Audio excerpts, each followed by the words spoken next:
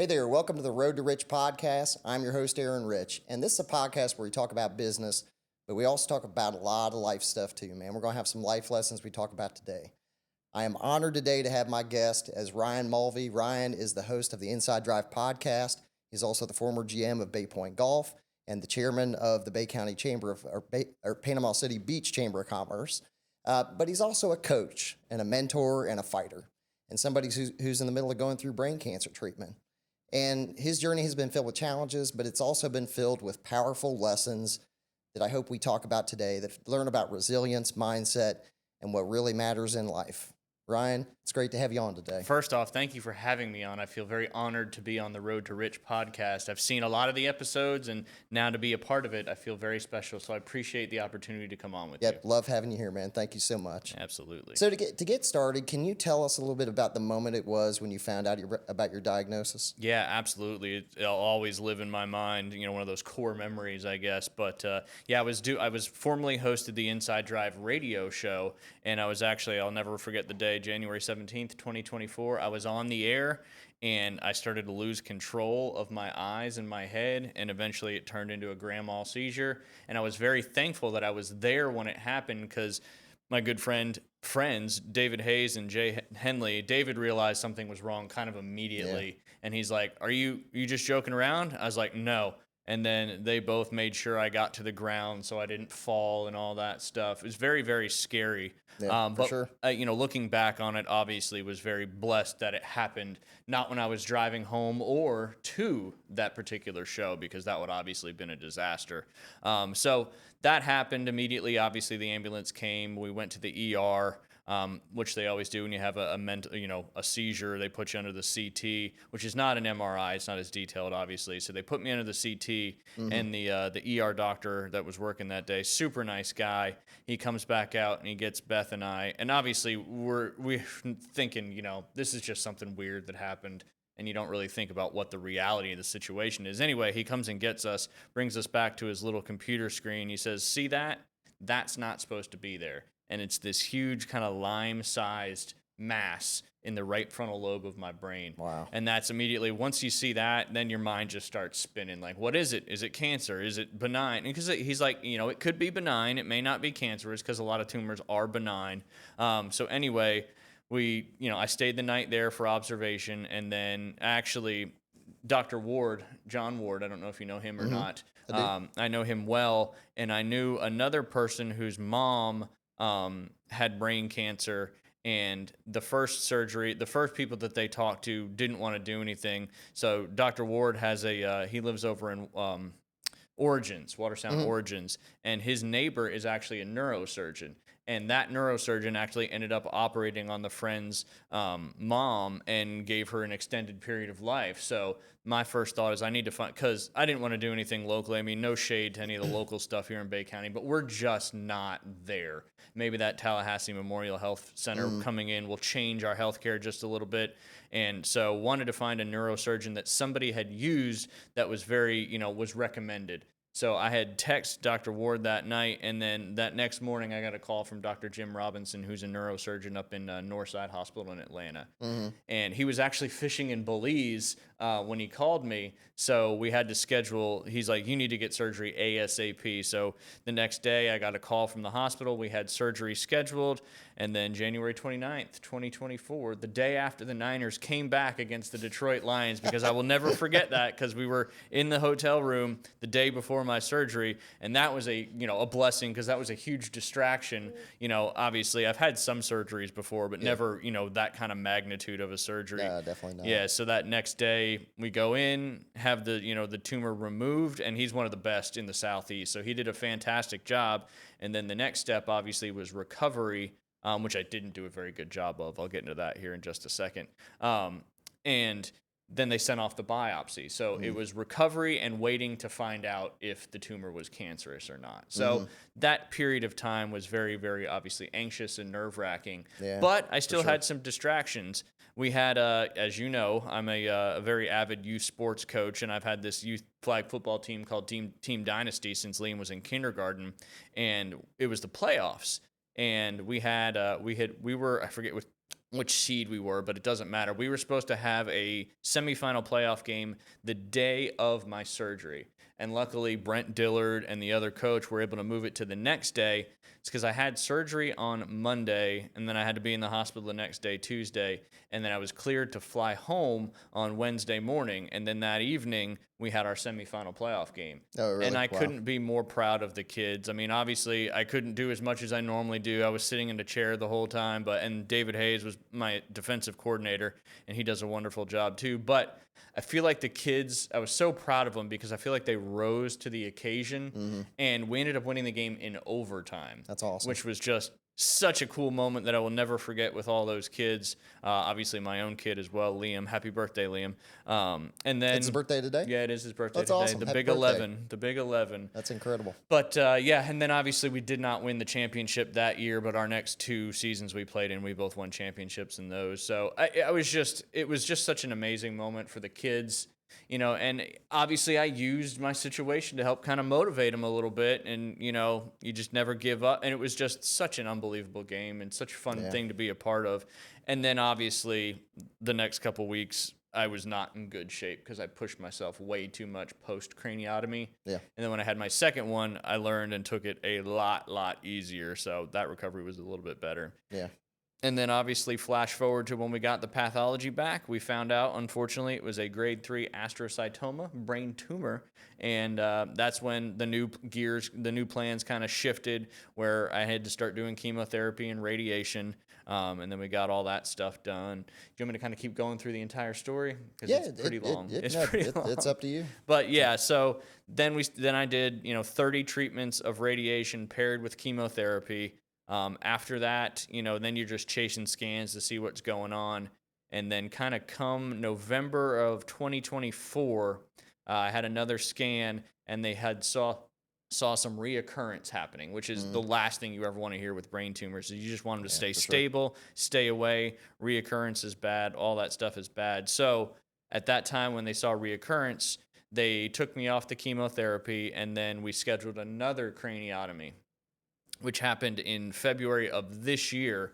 Second craniotomy, they go clear out the whole area, and then there wasn't a ton of tumor that reoccurred, but enough that you got to get it out of there, because that's kind of how it works. Those cancer cells are on the border of that, cavity, and they can just kind of come back at any time. So did that surgery, got that out, but then 6 weeks later, I had another reoccurrence. Wow. So now we're, kind of panicking a little bit. We make the trek up to Duke to get a second opinion, which, long story short on Duke, we just weren't really thrilled with what they were saying. So then we got another opinion at Moffitt down in Tampa, because my local guy, he is not a neuro-oncologist. He's just an oncologist, but he obviously has expertise. So where I go here is basically for my administration of treatments. Yep. It's And not then where you're I'm going elsewhere for treatments. Yeah. going elsewhere for what I need to do, and then they kind of communicate with one another and then go through the treatments. So we got connected with a really great doctor in Moffitt, which is down in Tampa, Dr. Forsyth.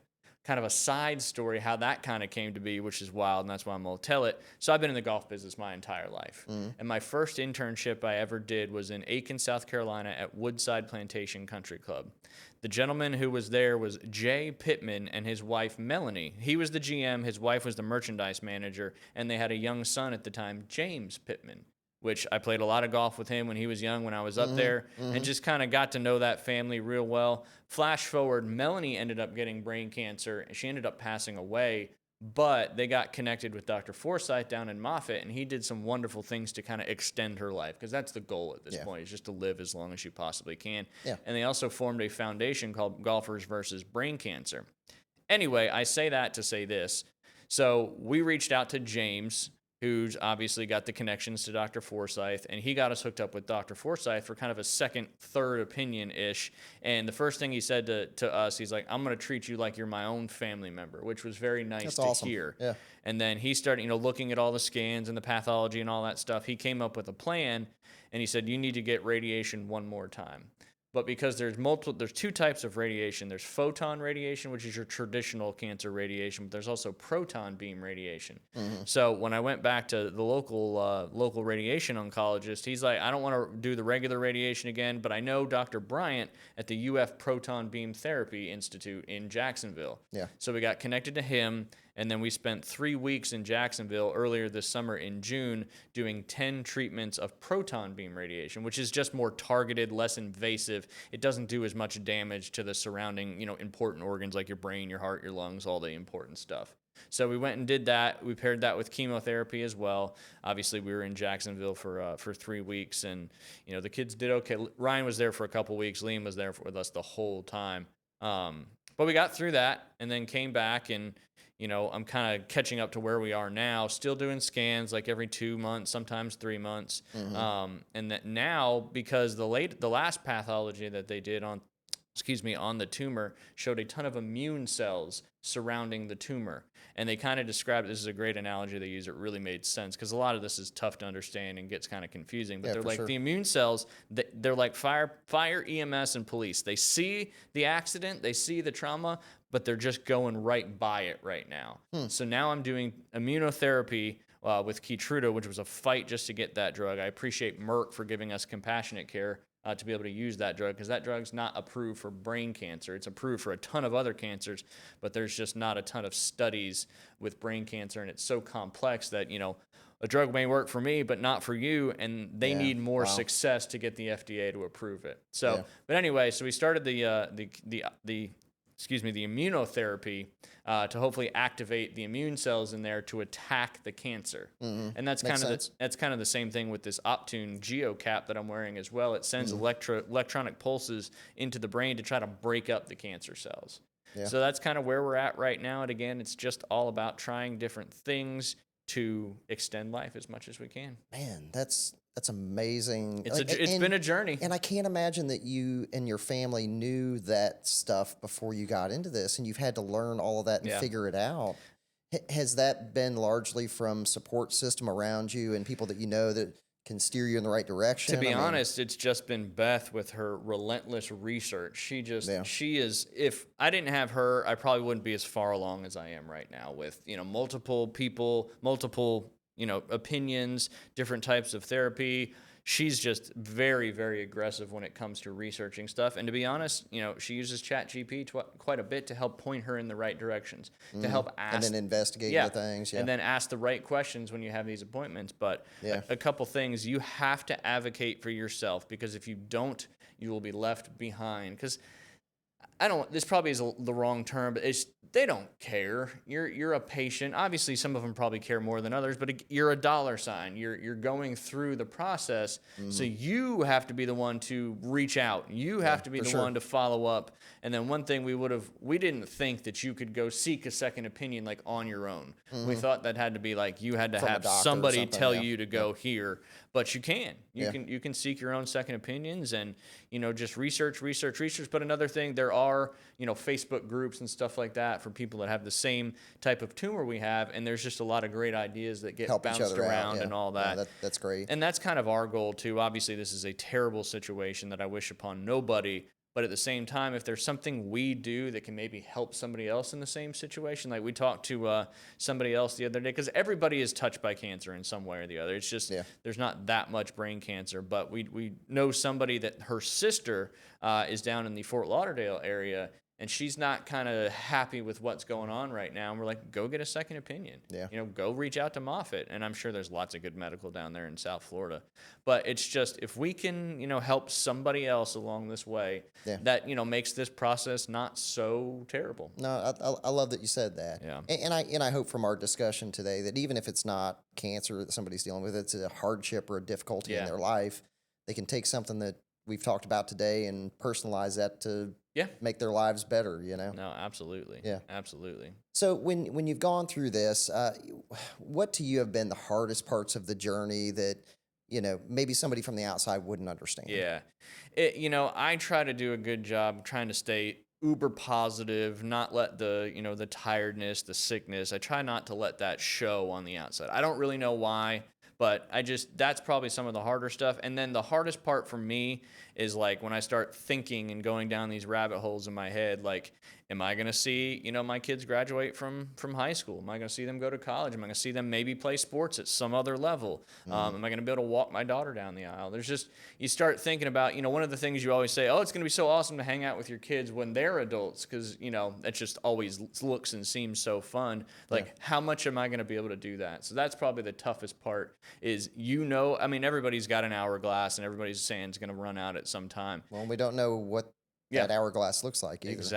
Exactly. And I kind of know what my hourglass looks like. So it's kind of, this isn't a great way to say it, but kind of just waiting to die at this point, which sucks. But that's the reality of the mental side of things for me. Yeah. Well, I think we all have to make the most of every day. Absolutely. And I think for you that, it maybe hits a little different, but it does resonate with all of us in that way. We're not guaranteed tomorrow. Yeah, on the flip side of things, have you found there are moments of beauty and gratitude through the journey that you've seen? Yeah, no, definitely. Definitely have been some moments of, just, and it's more like, personal stuff with our family and just celebrating our successes with all this going on. But yeah, I've met some and have got to talk to some really, really interesting people. And like I've been able to help, like with Dr. Robinson, he'll every once in a while, he'll be like, hey, I've got this person that's very hesitant on doing the surgery. Do you mind talking to them? Yeah. And then I'll talk to them and we'll talk through it. And I've helped a couple people make the decision to get the surgery because I just know how we've learned a lot, and I just know how important it is sometimes to be quick with, especially the surgery side of things. Yep. Because there's not just brain tumors with cancer. There's tumors that are benign but are in spots that are super dangerous, like on the base of your spine and stuff like that. So there's a risk, obviously, when it comes to doing a major invasive surgery like that. But yeah, that's probably because I try to embrace the positive stuff as much as I can, and helping some other people. That feels good for me. No, that's awesome, and you understand where they're at. Yeah, and the relatability. And I'll tell you, Ryan, I've always appreciated since you've been going through this. Every time I see you, man, I know that not all of it's positive, and inside you have to be going through turmoil, but it's never shown on you, man. You always have a smile for me, and you're always glad to be there and to be present. And I've always appreciated that about you throughout this whole process. I appreciate that. I mean, and I can control that. I can't control what's going on in my brain, but I can control how I act every day. And I also am trying to set an example too for my kids and the kids that I, have coached over the years that, you can get dealt the worst hand you've ever been dealt, but it's how you react to that is, how you can stay moving forward. So I just try to live by that every day. That's awesome, man. That's the coach in you. Yes. Yes. Resiliency is kind of my life right now. Yeah. Has this changed your definition of what a good day looks like? A little bit, yeah. Absolutely. Because like I tell people, there's good days and there's bad days. You try to really embrace the good days and you just try to get through the bad days. So no, it's definitely made me more appreciative of the good days and when positive things are happening, for sure. Yeah. How important do you think that your mindset is when somebody's going through what you're going through? Extremely important, because I believe positivity, your body feels that positivity, and you need your body doing as much as it can right now to help fight what's going on. So yeah, I think your mindset, how you, just how you live each day, how you think, and you can get down in those, dark spaces as well. But I think the more positive you are, the more it's going to help you in the long run.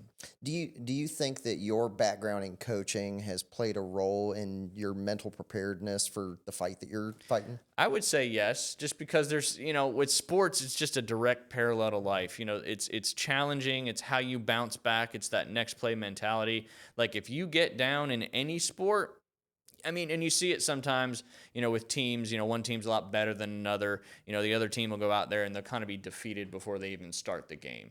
So it's definitely, I would think that, how you, being involved in sports so much, and a lot of times where, you're backed into a corner and you've got to find ways to, dig out and win things. And yeah, I think that's really helped for me to, be mentally positive. And I've always tried to be positive my whole life. Working in customer service forever, you kind of had to be, but you just, I always said you never know what other people are going through. So somebody may be in a really bad mood and, cussing you out at the golf shop counter, but maybe they just lost a relative. You just don't you never know what anybody's going through in life, man.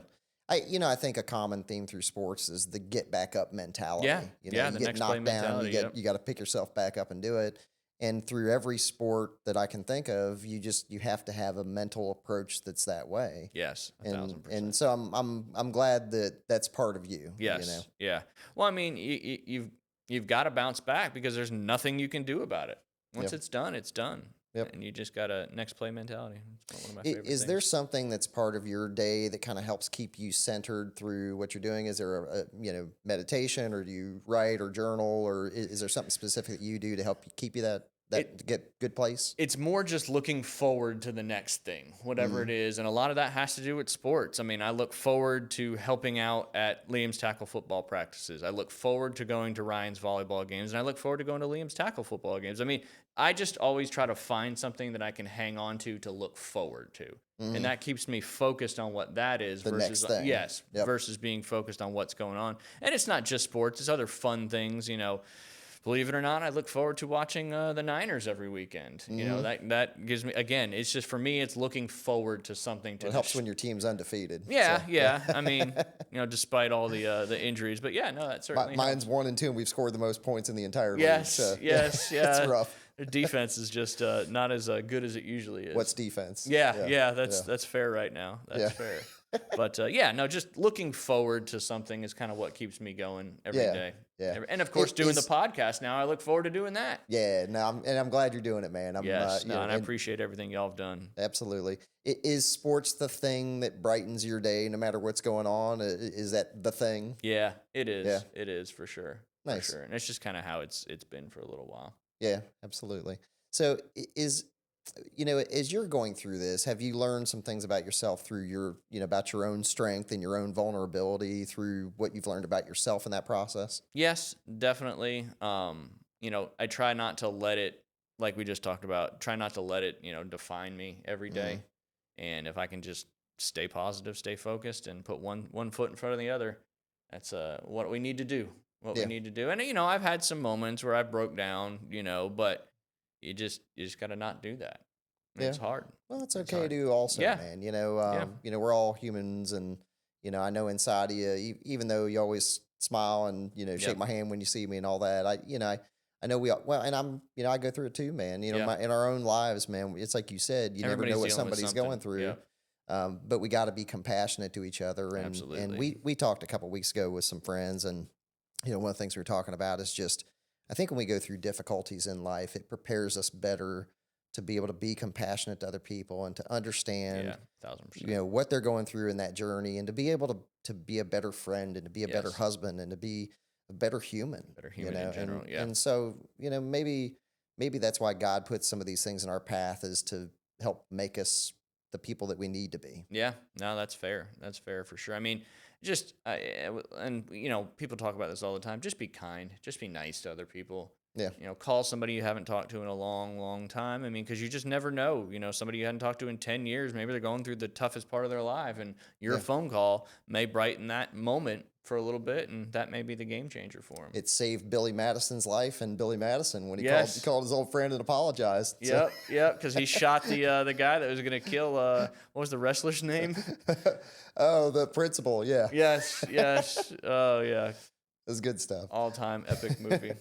But what have you learned about your friendships through this process that way? Yeah, no, that's a great question. You kind of learn who's really in your corner and who's not in your corner. I mean, it goes both ways. I found out, that some people we thought were in our corner are not in our corner. And then we learned about, a lot of people that, are just, everybody wants to help, which is a blessing. But it's your kind of core group of friends that are there to kind of help, pick up the slack, do whatever you need to do, to help you, get kids places and stuff like that. And that's just a testament to this community for sure. I mean, I think now, looking back when we moved here in 2015, we were meant to be in Bay County because this county is just so supportive. And that's really probably been the biggest blessing, is how awesome everybody in Bay County has been. Yeah, we got wonderful people here. No doubt. So, has there been people that have surprised you along the way? Yeah, there has been a few. Yep. Yeah. Both ways. Well, yeah, I'm sure. Yeah, I meant in a positive way. Somebody, you didn't absolutely. expect. Absolutely. I think part of it, Ryan, is I think that the people want to be supportive, but they don't know how. Yeah, right? that's the biggest thing. And I think sometimes saying the words that are inside of you is hard for folks to get out that way. And, Yep. sometimes you don't know what to do in situations. Do you find that folks are kind of that way as well? Yeah, I get a lot of, I'm not sure what to do to help, but please let me know if we can help in any way. And I always tell people just the support, the prayers, I mean, they go such a long way. So even if it's just that, that's kind of what you kind of hang your hat on too every day is, knowing people are, praying, supporting. It kind of makes it bigger than just you at that point. It's like, it's not just for me, it's for all these people that are supporting me, and I've got to keep moving in the right direction because I've got so much support. So, Well, yeah, glad, I mean, glad to hear that. even if it's just, hey, how are you doing? I had a couple people text me this morning, how you feeling? You're never going to be bothering me because that kind of stuff just really, keeps me going, keeps me motivated. Yeah. And I think it's through a any kind awesome of thing. grief or trouble that we're going through life, the hardest thing is to feel alone. Yeah. And Yep. I would hope as you're going through this, you never feel alone because No. I know you're not, man. I Yeah, know not even got close to that. tons of Yep. people that are thinking about you every day, and myself included, man. Yeah. I think about you guys every day. And we feel it, we appreciate it, and it goes such a long way. Yeah, awesome. Yeah. So how your support system that you've had through the ups and downs, what has that meant to you? Everything, because without that support system, it's just you. Yeah. It's just you, and this, it's hard enough as it is, but then to have that support system, it really means the world. Do you think before you went through all this that you really understood what our community was like, or do you think that that's evolved since you've gone through what you've gone through? I think it's evolved, but I also think I did understand it because when we first came here, we were just welcomed with open arms, and I was able to, get in with some organizations, do some different things, and and obviously, post Hurricane Michael, you saw how amazing this community really was, and but it's definitely evolved because it's more of a personal level now. But yeah, no, I definitely think it's evolved a little bit, and again, like I said, super appreciative of the people of Bay County. Yeah. Can you tell me a story about something that someone did that meant a lot to you throughout the period of time? Ooh, let me think about that. That's a tough one. That's a specific one. That is a specific one. I may have to think on that for just a second. Yep, all good. I can come back to it. Sounds So, good. but before you got diagnosed, was there something that you felt like mattered to you in life that now seems less important than what it was before? Yes, yeah, just wealth, that kind of stuff. It just doesn't, obviously it's important, but it doesn't seem like it, it's the end all be all. Like that's what everybody tries to do. You try to obtain wealth, obtain assets, set yourself up, set your kids up. Obviously we want to still set our kids up and all that stuff, but it's not the end all be all because wealth doesn't matter if you don't have your health. Yeah, yeah, definitely. Yeah. I'm someone that I think on a daily basis, I think about my walk in faith, right? Yeah. And Yeah. how has what you've gone through and your faith played into you finding peace in the middle of what you've gone through? Well, it's knowing that again, you don't have control of it, and you've got to trust this is for a reason because God does everything for a reason. Obviously, you don't know what that reason is, but I guess we'll figure that out at some time. So yeah, I mean, you really obviously you lean on the support, but you lean on your faith just as much because you can kind of remove yourself from the daily monotony of what's going on and put all your your eggs in trust in knowing that this is for a higher reason. What reason that is, you don't know, but we never really know what the full reason is until we get there. But yeah. So obviously faith, support and faith are your two biggest driving factors when it comes to just being getting through each day. Yeah, absolutely. Yeah. Have you found that there's been moments where you felt distant from God through the process?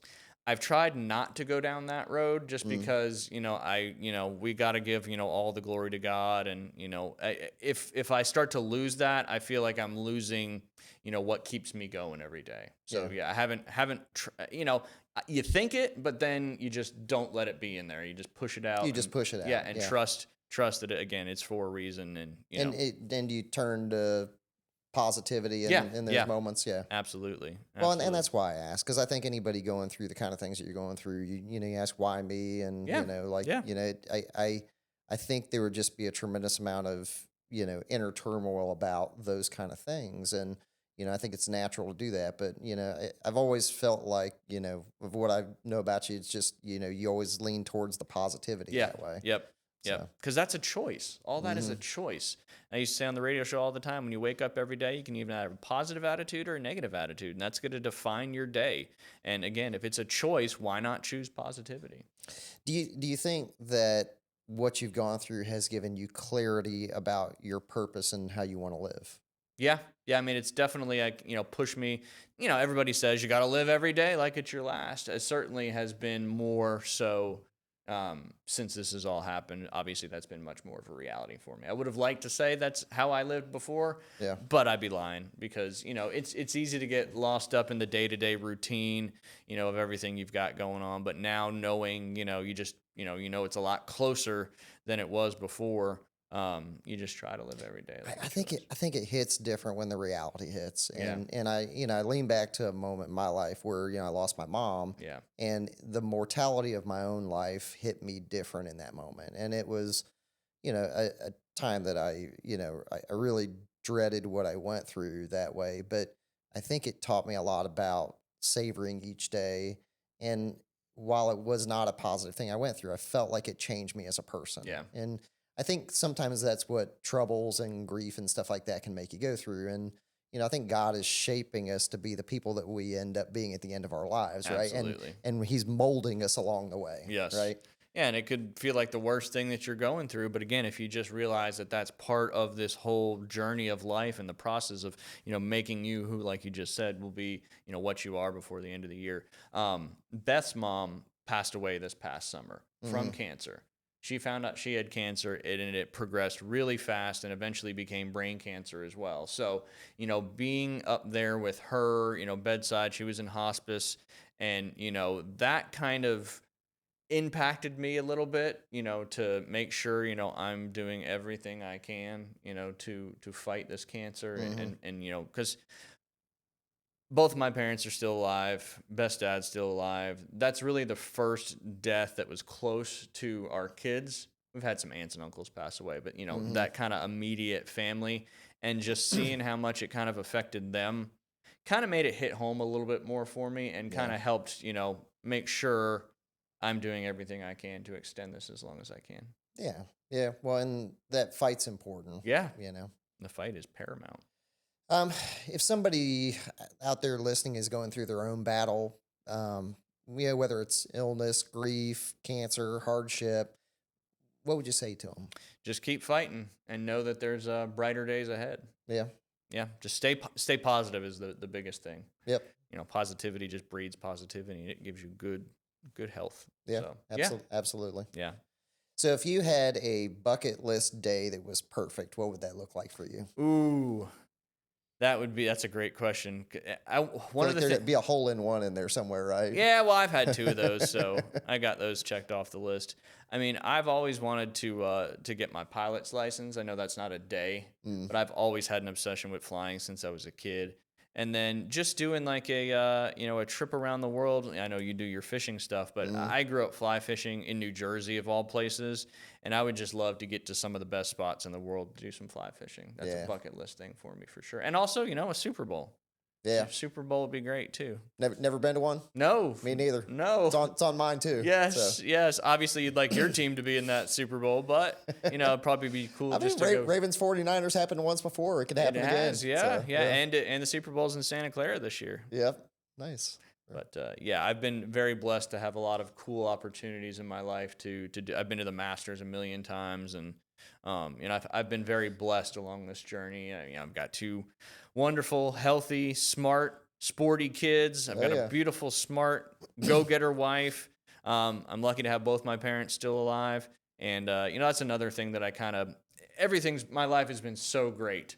Mm, So, I can't be mad at anything because I've had an awesome life. And yeah. that's kind of another thing that kind of keeps me positive and keeps me going because I really have no reason to complain. Yeah.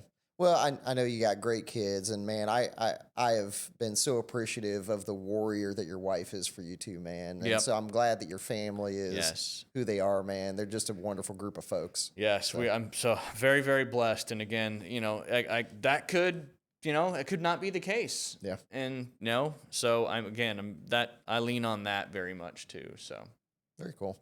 Looking forward, what kind of moments do you look forward to and experiences that you're holding on to and hoping to create? What's ahead for you that way? Just spending as much time with my family as I possibly can. And right now, life has afforded me that opportunity. So I spend as much time, obviously, with the kids, with Beth, everybody as much as possible. And that, that's, a blessing for sure. And I'm just trying to keep that going as long as I can, because the more time I can spend with them, the better it is for them and me. Yep, absolutely. Yes. What do you hope that people take away from hearing your story? Just resiliency. Everybody has that in them. It's just you can't let I don't know what the opposite of resiliency, I guess, defeat.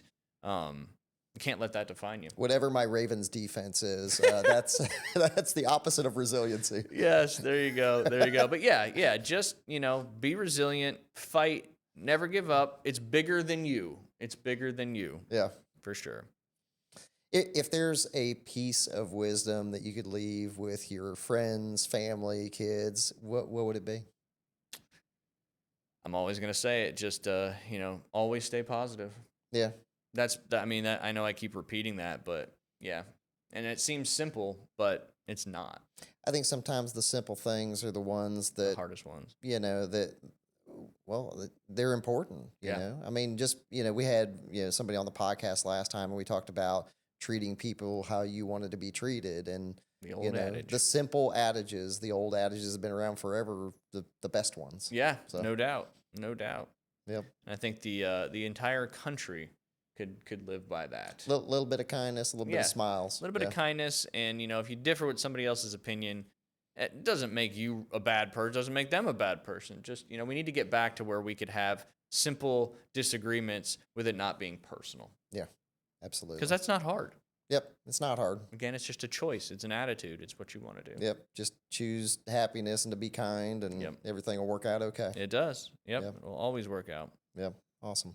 Well, Ryan, I appreciate you talking with me today. Absolutely, I appreciate definitely you enjoyed having it. Love hearing about your journey and learning that, and hopefully there's some life lessons in there that Absolutely. We can all learn from you that way. So yes. Thank you. And I did want to mention, because you asked that question before that I kind of pivoted off of some of the things that have happened. There's been a lot of people that have visited me in the hospital and done just amazing things. I had a couple friends when I was in my first surgery that one of them lives in Atlanta, one of them doesn't, and they came by and they know I'm a big sports card guy. And they brought me some packs of sports cards to rip the day after my surgery. Nice. So Very there's cool. been a lot of people that have come by at hospitals, ERs, treatment centers, whatever it may be. And, of course, I want to give a shout out to my parents, too, who have really been supporting me this entire journey, too. So I wouldn't be where I am without them either. That's awesome. I'm so grateful that you have an awesome support system around you, man. Yes, because this would be a hell of a lot tougher if I didn't have that. Hey, man, and I'm personally thankful for your smiles and your friendship. And when Absolutely. I see you, man, you're always glad to see me, and I'm glad to see you. And Yes. For that, I'm thankful. Yeah, absolutely. Very cool. Right back at you. Again, Awesome. Thank you for letting me join your podcast, and looking forward to seeing who your next guest is. Absolutely. Well, y'all, thank you for tuning in to another episode of Road to Rich. If you enjoyed today's episode, please share it with a friend. There's some great lessons in there, from Ryan. And go out there today and tell somebody you love them. And go out there and, like Ray Lewis says, go outside and make somebody smile today. Okay? And until next time, keep chasing what you're building in your community and keep making your dreams come true and keep following your own road to rich.